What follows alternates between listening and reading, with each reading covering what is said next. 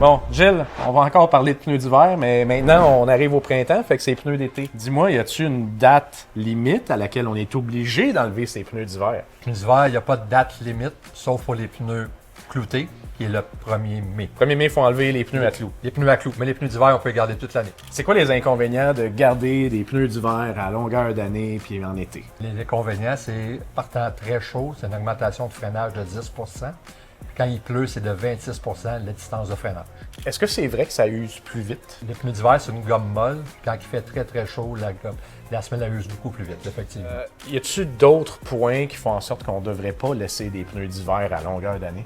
Ben, un point qui est important, vu le prix de l'essence, c'est que quand on garde les pneus d'hiver en été, la consommation d'essence est plus élevée. Beaucoup? Bon, légèrement. Côté tenue de route, Oui. c'est-tu différent les pneus d'été versus les pneus d'hiver? Oui, quand il pleut, le risque d'aquaplanage est plus élevé en été. Puis dans les courbes aussi, c'est beaucoup plus instable. Parce que les pneus d'hiver évacuent moins bien l'eau. Moins l'eau, puis un pneu d'hiver, c'est très mou. Quel autre point peut être désagréable avec des pneus d'hiver? Moi, j'en ai un en tête, là. Ben, un pneu d'hiver, c'est beaucoup plus bruyant qu'un pneu d'été.